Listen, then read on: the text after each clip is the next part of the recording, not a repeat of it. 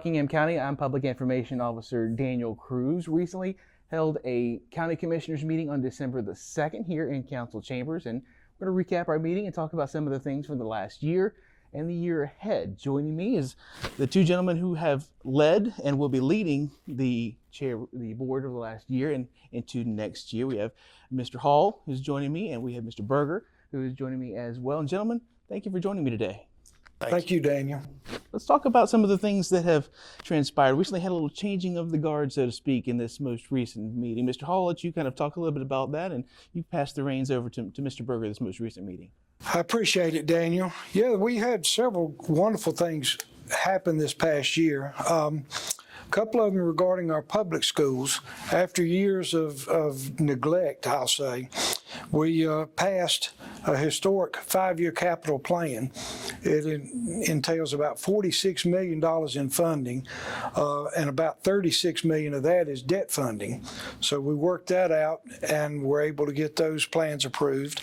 Additionally, for ongoing funds, we were able to commit $3.25 million additional dollars to the schools on an ongoing basis. It's been 15 years since they've had a raise from the county. That's major. 15 years is a long time. Yeah, so with inflation, it just got very difficult for them to do the things they needed to do. And so we worked that out, and we're very tickled with that. Also this year, we had, of course, unfortunately, we had the disaster in the western part of our state. The county and the citizens really stepped forward. We really appreciate the folks who made donations that went to the western part of the county. We also had many employees spend time and go help out those citizens in need, from inspectors, health inspectors, law enforcement, just all kind of different departments. They went up there and helped out those people in need. So we're very appreciative to these folks for that. Additionally, this year we set up a BHUC, a Behavioral Health Urgent Care. But as you know, the opioid crisis has been such a major ordeal. Setting that up is a major first step for us to begin dealing with that. And I'm sure Commissioner Berger will talk a little bit about that as we move forward. Absolutely. Behavioral health and just mental health in general is just so important right now, because you hear a lot of different things on the news happening in society, and if we really do something about it, that's just going to make a difference, a big difference. Well, they say, even if the statistics are not quite accurate, they say for every dollar you spend dealing with these issues, you get an $11 or $12 return. So even if they're off 100%, it's still a good investment in the community.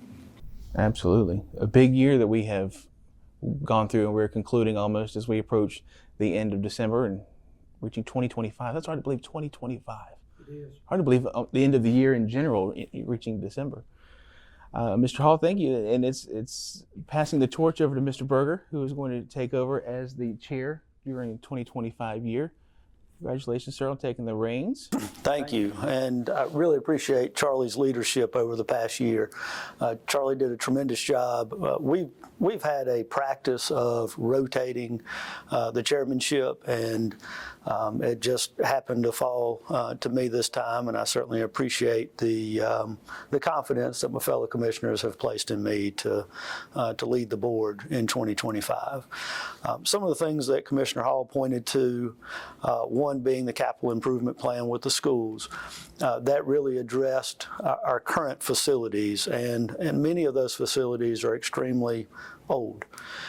We do have some other issues moving forward, and that is whether or not we replace any facilities. The school system is doing a study at this point through a company, it's Cropper. They should get those results in the very near future and then share those with us. Our job in deciphering what's in that study really has to do with what can we afford. So we've got to look at the finances based on the options that are there, and also look at the district as a whole. A lot of folks my age and older still remember that we used to operate under under several different school systems in the county. Well, they've consolidated that, and now when we need something in one part of the county, there's a very good chance we need something else in another part of the county. And so we've got to look at the finances for the entire county and see what those needs are moving forward and see what can we afford and make sure we can afford the next need as well. So that's the challenge we're facing with the school system in the coming year. He also pointed to the BHUC. Certainly behavioral health is a major issue. The opioid and drug crisis that we are in the middle of is another major issue, and I touched on that some last night. We've got to be willing to have difficult conversations. We've got to be willing to look at what we're doing and make a determination, is that the best we can do in dealing with the crisis. And really, as a government, a lot of times you are reactionary. And what you compare yourself to is other governments. And we tend to compare ourselves to Nash County, Henderson County, Craven County, Wilson County.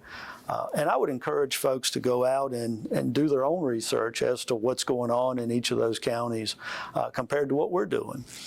You know, we have started the BHUC. We have a few other things that are dealing with primarily the user. But we've got to ask questions, how do we keep the drugs off the street? And in reviewing those statistics and comparing ourselves to some of those counties, they seem to be more successful based on the SBI statistics that are available on the internet than we are. As far as dealing with people selling delivery of narcotics. You know, we've got more rooftops outside of our city limits than we have inside the city limits. Our demographics outside the city limits are very similar to what our demographics are inside the city limits. And drugs drugs do not, they don't, it doesn't matter what someone's demographics are. They touch every aspect of life, every age, every income level. And that's also an interesting point too, because it kind of goes back to the behavioral health, because someone probably knows someone who has, found themselves in a situation that they don't want to be in or shouldn't be in, or knows someone who does. So if doing what we're doing here, trying to solve the problem at its root cause, is just where we have to go at this point, just to better the county and our community. Yes, no question. And so that's why you've got to be willing to have those conversations. But in reviewing those statistics, when we look at countywide in 2023, and that's the most recent data that's available on the SBI website, we've had 15 arrests for selling delivery of drugs based on the SBI stats. And then you break that down by department, we've got 0 outside the city limits. And then 2022, we've got the same number outside the city limits.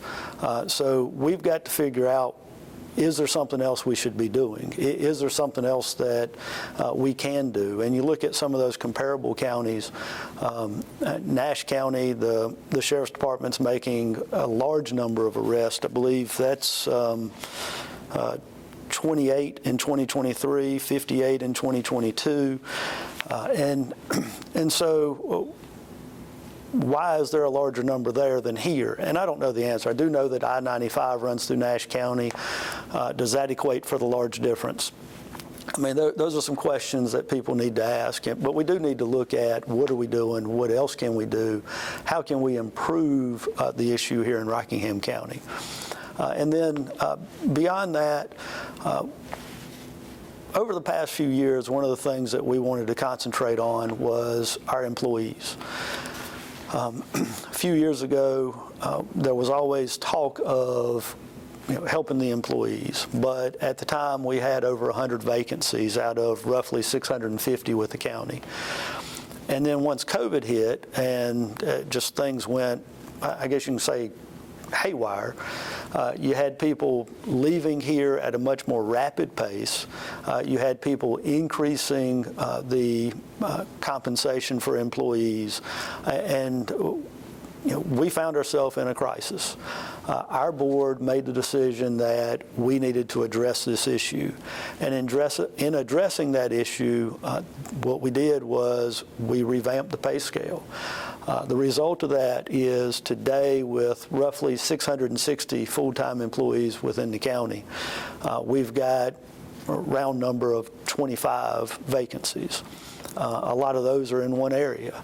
And you're never going to be at zero, not with that many employees.